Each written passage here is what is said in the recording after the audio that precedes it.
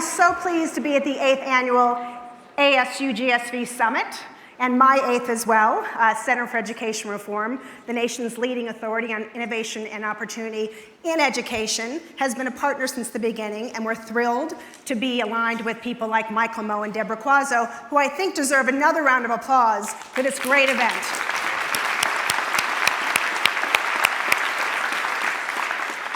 I'm especially delighted to be helping moderate this next session with our 11th Secretary of Education.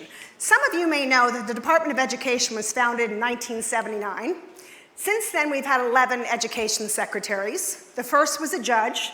We've had 2 governors, 3 superintendents of instruction, 1 at a state level, 1 professor of political philosophy, that was my first boss, Bill Bennett, 1 political aide, Margaret Spellings, and 1 college president.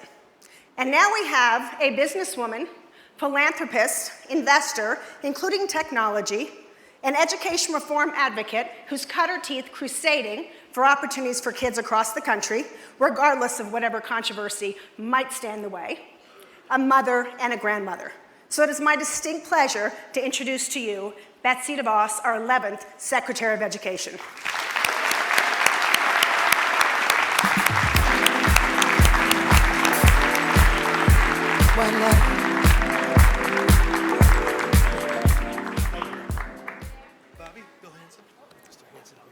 Thank you, Jeanne, for that very kind welcome, and good afternoon, everyone.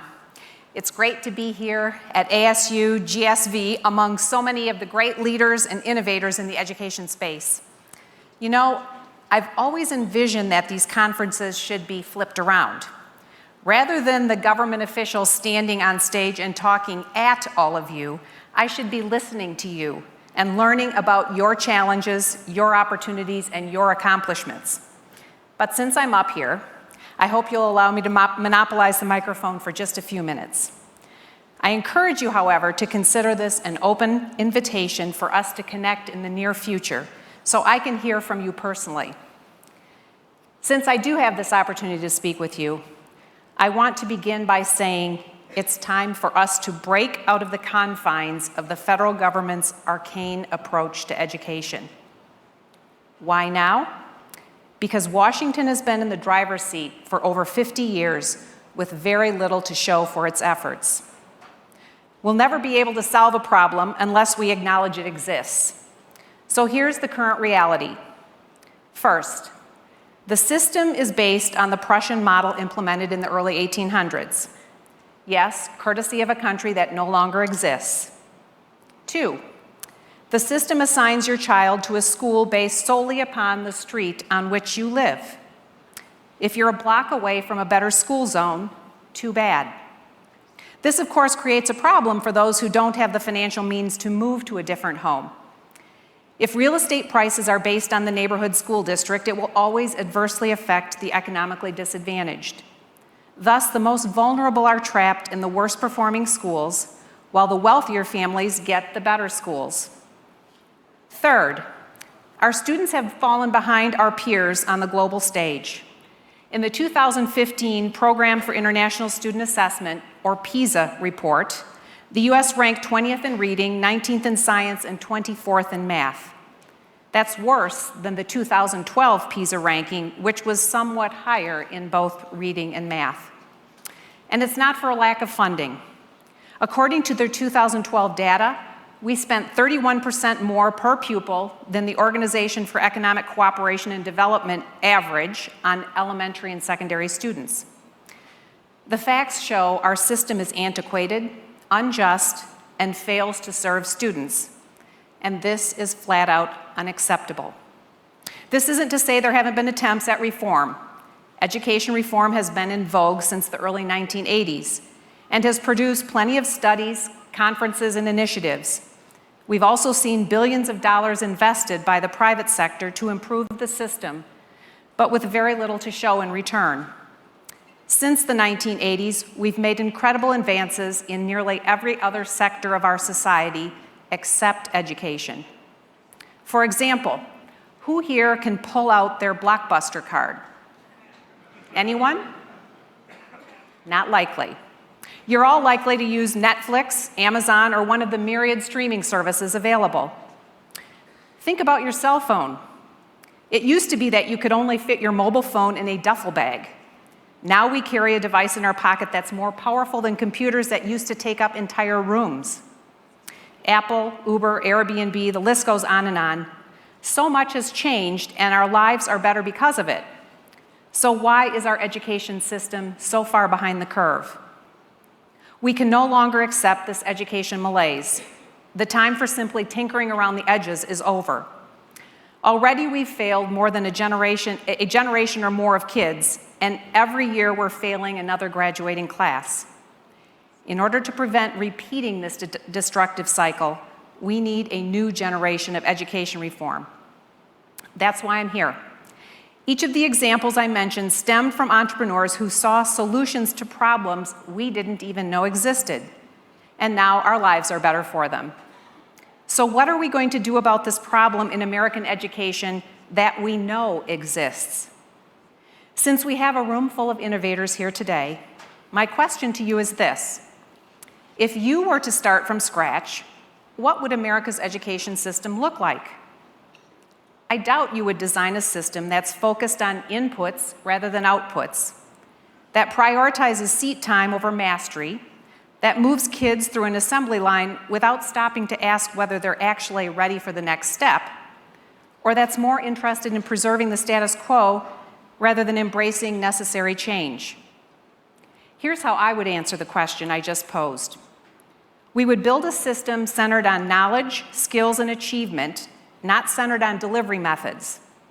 Traditional, charter, private, virtual, and other delivery methods not yet developed all would be treated as viable options so long as they met the needs of their students. This starts by focusing on students, not buildings. If a child is learning, it shouldn't matter where they learn. When we center the debate around buildings, we remain stuck with the same old system where we can predict educational outcomes strictly based on zip code. The system we create would respect parents' fundamental right to choose what education is best suited for each of their children. Every individual student is unique, with different abilities and needs. Our education delivery methods should then be as diverse as the kids they serve, instead of our habit of forcing them into a one-size-fits-all system or model. To approach education anew, we should be ready and willing to embrace change.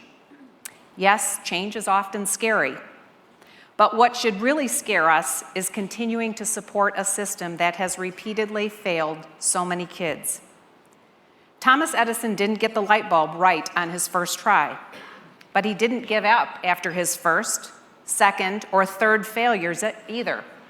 He kept adjusting, tweaking, and sometimes scrapping the whole thing and starting afresh, because he refused to accept that an oil lamp was the only way to provide light.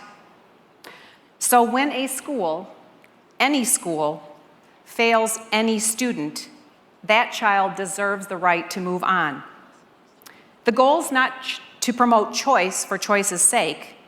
The goal is to provide a wide range of quality options that actually help individual children learn and grow in an environment that works for them. For too many Americans, there is only one single assigned option, and it isn't working. In the United States in 2017, no student should be locked into a school that fails them. Even the best performing schools in the country won't be the right fit for everyone. The simple fact is that if a school is not meeting a child's unique needs, then that school is failing that child. Think of it like your cell phone.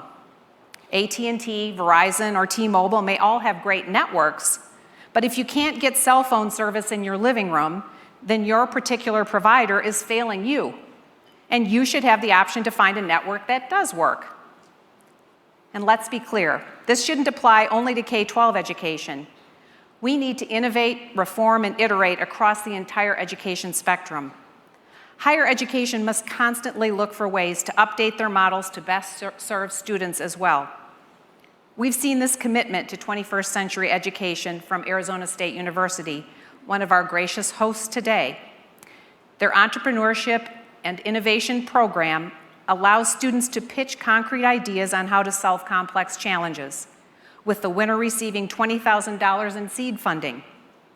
One of those was the G3 box, which converts old shipping containers into low-cost, fully functioning medical clinics that can be efficiently shipped around the world to provide health services to high-need areas. Another example is SafeSip, which developed a low-cost water purifying device that also increases water carrying capacity, a necessity for those who travel long distances to obtain clean water. SafeSip won over $50,000 in grants, including rent-free manufacturing space from ASU. And now they're able to distribute their product to communities throughout the developing world. ASU is pairing the bright minds of the university with the capital of the private sector to benefit entire communities. That's why U.S. News & World Report listed ASU as the #1 most innovative school in the country. It's exactly this type of fresh approach that we want to encourage and emulate across the nation. So what can government do to advance these ideas? Well, this administration started by giving states more flexibility in how they implement the Every Student Succeeds Act. Just like no two students are identical, states like New Hampshire and California, or Utah and New York, have their own unique educational challenges and opportunities. We want states to unleash their creative thinking to tailor their education to the students they serve. The President's budget also calls for a significant expansion of school choice and parental empowerment. With Title I funds, we're giving local districts more flexibility in how they distribute those funds so they can best address their students' needs. And we're working to eliminate regulations and red tape so educators can actually educate students and not spend hours on paperwork. With this administration, you'll find a partner that wants to empower you and collaborate with you, not dictate to you from on high.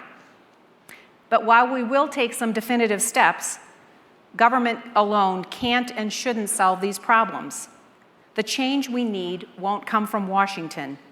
It will come from people in this room and from parents, educators, community leaders, and philanthropists. My job is to get the federal government out of the way so you can do your jobs. Each of you is a problem solver. I suspect you share my belief that those who are closest to a problem are most often the best equipped to solve it. When it comes to education, those closest to the problem are parents. It's parents, not a bureaucrat sitting in Washington or a state capitol, who are the most attuned to their children's needs. As leaders and innovators, my challenge to you is this: do not let this opportunity pass you by. We have the chance to think big and act boldly on behalf of students and their futures. The demand among the American people is there. Millions of parents are dreaming of the opportunity to send their child to a school that can put them on the path to success. You are the ones who can help meet that demand and help make their dream a reality. Let's seize this moment to ensure that each and every child has an equal opportunity for a great education. We owe it to the rising generation to give them nothing less. Thank you very much.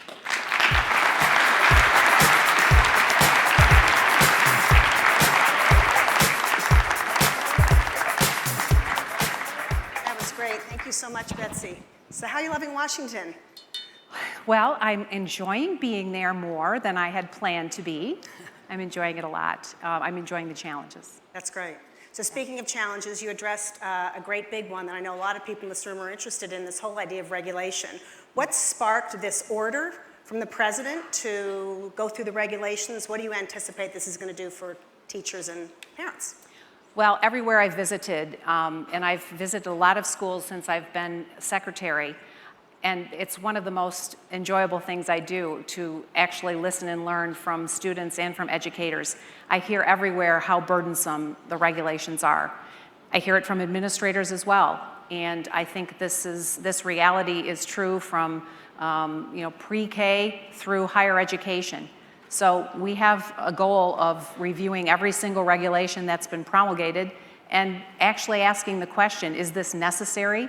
And how much of this is necessary?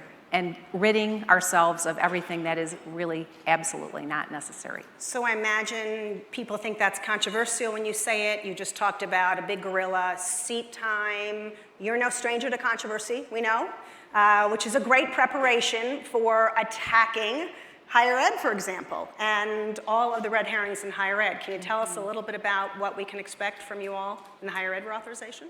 Well, of course, the discussion is around reauthorization of higher ed. My bigger question is, why would we reauthorize an act that's like 50 or 60 years old and that has continued to be amended? Why wouldn't we start afresh and talk about what we need in this century and beyond for educating and helping our young people learn, and actually adults? I mean, the world has changed. We have many adults that are well into their careers who really do need and want to go back and get a different kind of education. We should be considering the needs of individuals and students, not a system so much. Such a great point. We talk about reauthorization as if the Elementary and Secondary Act, that was absolutely the thing to do. We just have to tweak it. So reauthorization means tweak, open it back up. So how do we help you open it back up? How do these folks show up and get their ideas in place? We have a very conservative Congress, and they don't know a lot about higher ed, some would argue. So what do we do? Well, you all have senators and you all have members of Congress that represent you, and I encourage you to speak with them and talk with them as they are considering this as part of this, congressional session. And talk to them about what you do and how you view the restrictions and the restrictive ways that you can do some of the things that you are setting about to do. I think that it's important for members of Congress to hear from a wide variety of people, and I can't think of a better crowd to help raise the chorus on this than those assembled here. Yeah, and there are a lot of innovators. So what can they do as innovators, ed tech products, services, people who are working with districts, people who are trying to break outside the box, personalized learning? Are there pathways for them in the education department? Are there things that you are doing that they should know about?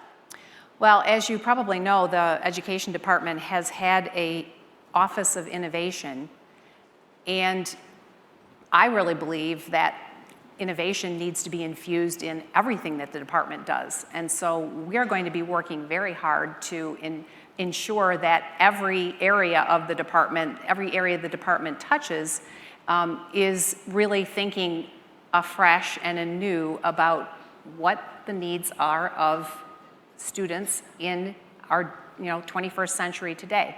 And in really infusing the whole department with an orientation around innovation. I think that's going to be a bit of a change, but a big change actually for a lot of the folks that have been there for a long time. But it's really critical because for too long we've, I think, siloed this notion of education to, K-12 doesn't really communicate with higher ed and vice versa, and learning is really a continuum. Right, and we talk about the new paradigm and blurring those lines of distinction between pre-K to higher ed. Why is fifth grade, right? And why is the seat time there? These things make a lot of sense. I think most of the folks in this room who come year after year, it makes sense to them. So why all the backlash? Why protests? Why screaming and yelling? And what do you do about it? Well, I think that's a good question. I can only speculate that, change is difficult, and I think for anyone who feels in some way threatened that what they know and are experiencing as good for their child or their student, the threat of something changing about that is very scary. Mm-hmm. And I would suggest that in no way would they have to change anything. If they're very happy with their child's school and or their education, they should be able to continue that just as they have today.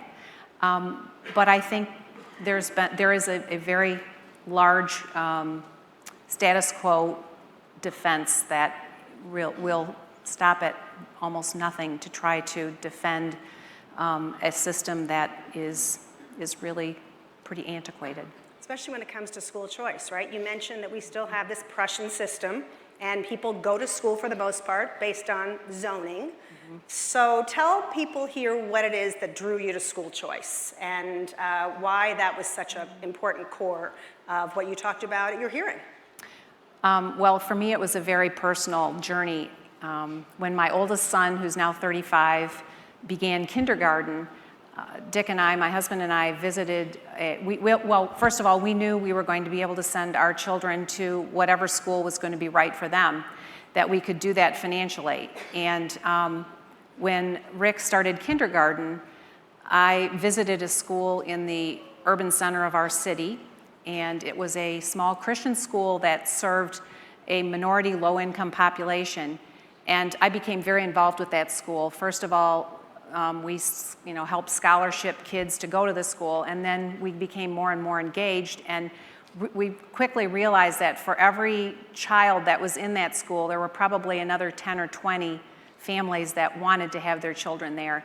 And I just began to feel that this was a very unjust situation, and so I kind of married the bent toward political involvement, which I was from that time, before that time, with the notion that policy really needed to change. And yet, a lot of people will still say money could have solved the problem and gotten those kids off those lists and given them great schools in Detroit, for example. We were sitting together and we heard Andre Duha talk about how money is not the be-all and end-all. In fact, I think he said we spend it terribly. So do you come up against that a lot? Are people constantly coming to you? You're the education secretary. You must have a big checkbook. Spend more money, Betsy, and that way we'll get things fixed. Does that happen? Is it true? Well, I mean, I clearly think education is important to invest in, and every child, I think we should be talking about investing in individual children, not in buildings and systems. And if we really get our minds around investing in the education and learning of a child, I think we will approach it a bit differently. I think that we do spend a lot of money to educate students today. Not all of it is spent as wisely as it could be. But if we empower parents and empower students with their learning, I think we're going to have a different dynamic develop. And does that require a special relationship with the states? You talked about this being a very different department than what you've seen before. Talk to us a little bit about what that means. What's the difference that you see between what you're going to do and what's come before? Well, as I mentioned, the Every Student Succeeds Act is in the process of being implemented, and Congress was very intentional about the notion that power should be returned to the states to make plans and to try things that heretofore haven't been allowed because the federal government has mandated something else. I think it's going to be really important that we encourage states to be as innovative as they possibly can. And we're going to highlight those that are kind of going to the edge of the envelope and trying some new things. We have to recognize that states are very different in terms of their cultural construct and their populations. You know, we have a lot of rural states in the middle, states with big rural areas in the middle of our country, very different dynamics and needs. But this administration is very intent on ensuring that states are empowered and returning power to the localities that have heretofore had to defer to the federal government for too many things. You mentioned rural communities. So many people are focused on what can we do in those communities? How does supply meet demand? Where is the demand? Does education technology play a role? And absolutely. How do we get that absolutely, out? And I think, frankly, we've just scratched the surface of the role that technology can play in bringing new opportunities to rural populations. That's terrific. So stay on the technology issue for a minute, because obviously that's something that unites a lot of people here. Some people say technology is just a tool. There are some funds at the federal level for technology, states oftentimes experimenting, innovating. What would you say to people that you think is the proper role of technology in schools? I mean, do you think there's a particular thing you've seen that you advocate for that you'd like to share, or is it really 1,000 flowers?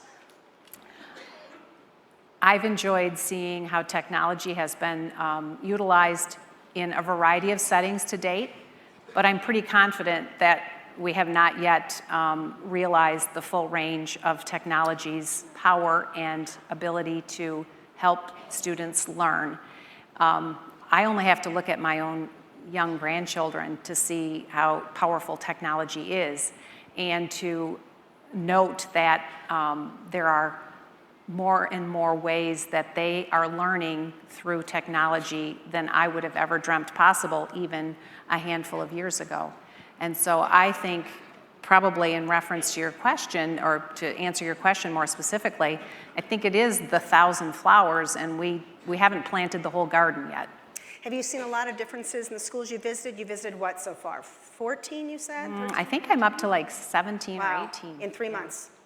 Okay, lots of different variations. What's your big picture kind of, what would you tell people about that experience so far visiting schools? I think it really brings home the fact that we have a very large and very diverse country, and that the notion that if the federal government should be mandating pretty much anything from the top is, I think, a very fallacious approach. And so I am very intent on trying to highlight and help bring more light, shine more light on places that are doing really amazing things on behalf of students, and where students are really thriving as a result of those opportunities. So you're using the bully pulpit of the education secretary, which has always been one important role. Another role, people would say, is sort of managing some critical programs, managing the Office of Civil Rights, managing the way Title I, IDEA. How do you balance the management of those programs? Obviously, you're staffing up for that with your bully pulpit. Well, those are two very important roles, as you've noted, and I'm fortunate to have a lot of people in process of coming on board that I am very excited about, and am very much looking forward to having the whole team assembled. And that said, there are some wonderful people who've been there for their careers that I'm having an opportunity to know and work more closely with, that are doing a really great job in a number of areas. And so it is a balance, and one that I hope that with the full team in place, we'll be able to strike very well. What have you learned so far since day one? Like, what's different that you didn't expect? Anything? Well, since I didn't come with a whole lot of preconceived ideas, I can't say what's really different. It's been... I think that giggling was about policy, so why don't we raise that?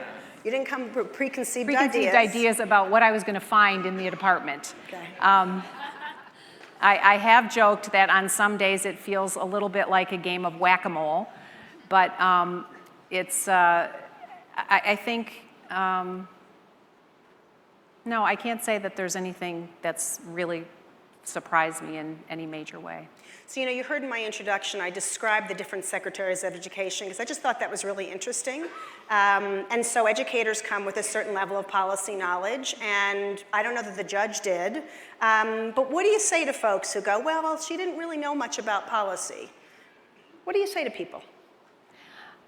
I would just say I think I do know quite a lot about policy. I've been involved in education policy for about 30 years, and I would say that my focus is strictly on doing what's right on behalf of individual students. And I think if we can help get that right, it's going to make a tremendous difference for our country's future. Kids represent 100% of our future, and we need to be acknowledging them as the individuals they are and preparing them for their place in our society by encouraging them to develop themselves to the fullest extent possible. And the best political leaders learn constantly.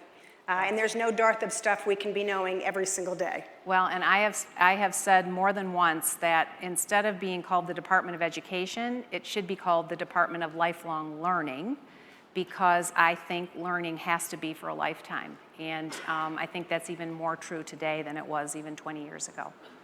Well, that's a great note to end on, and I hope everyone takes you up on your offer to share their best ideas and take advantage of the next few years to make huge strides in education. Secretary DeVos, thank you so much. Thanks, Jeanne. Thank you all.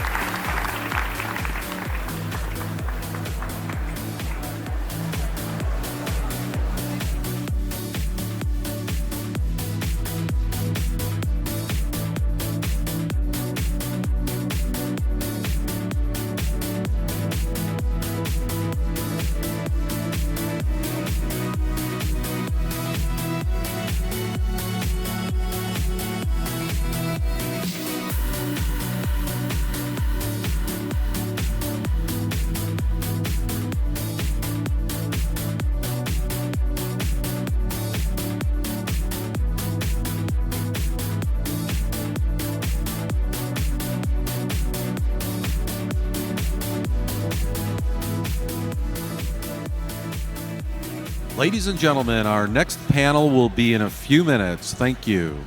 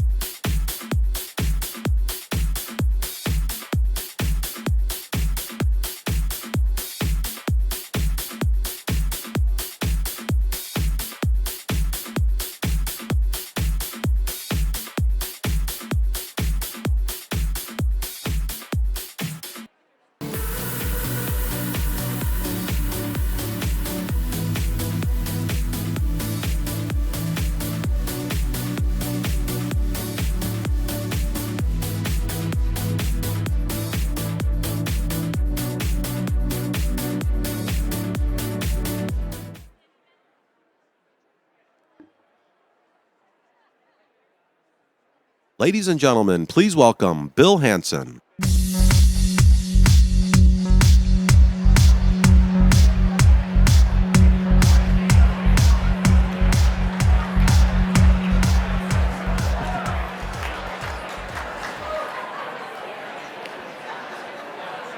Well, good afternoon, everybody. It's always a wonderful challenge to follow the Secretary of Education, but we appreciate you being here with us today.